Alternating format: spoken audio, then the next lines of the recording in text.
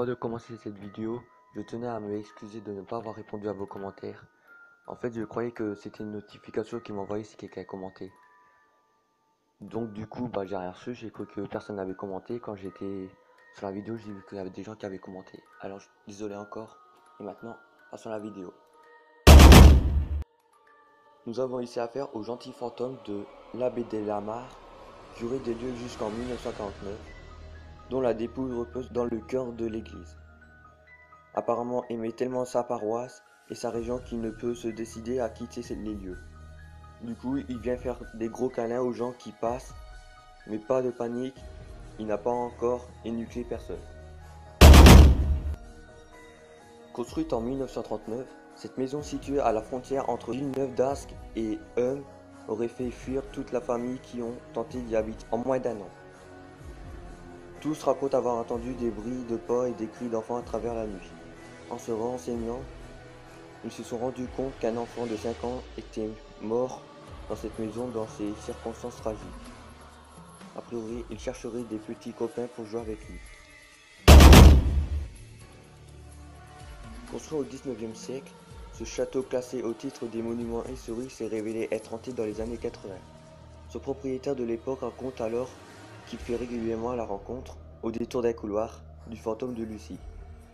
Pour la petite histoire, Lucie était la domestique du baron Guy de Daillon, propriétaire des lieux des années 1560.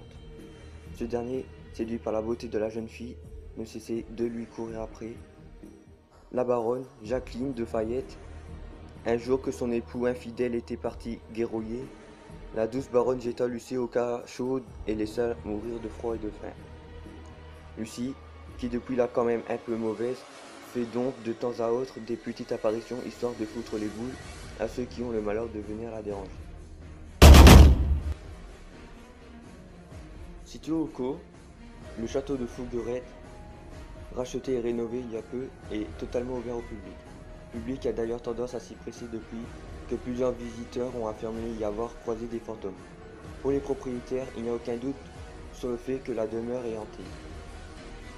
Les personnages aux fenêtres sont les photos alors que le château est vide et que nous sommes tous dehors. Les sensations d'être enlacés, des chaises qui bougent, des odeurs de nourriture avec les bruits d'une famille qui déjeune dans le salon. Mon chien qui joue avec un autre chien invisible, une femme en rouge qui est apparue 2 fois près de la cheminée, telle est la vie à Fourgerette. Il ne faut pas s'offusquer ou se moquer, raconte-t-il en effet.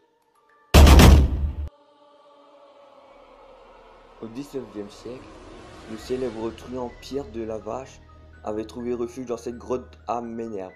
Son frère, resté honnête, le dénonça à la police, mais lorsque les policiers arrivèrent pour l'arrêter, il décida de lui précipiter lui-même dans le vide et de se suicider avec lui pour ne pas qu'il soit condamné à mort par la justice. On raconte que les fantômes des 2 frères se baladent toujours aux côtés de la grotte Beaumont-Seguro et qui s'amusent à pousser les passants du haut de la falaise. Comme vous aurez pu vous voir, j'ai commencé par les fantômes tout mignons aux fantômes les plus méchants et dégueulasses. J'espère que cette vidéo vous a plu, n'hésitez pas à liker, partager et abonner. Et aussi si vous aimez bien cette vidéo, je pourrais faire une suite à ce top 5. Donc merci à tous et bye pour une future vidéo.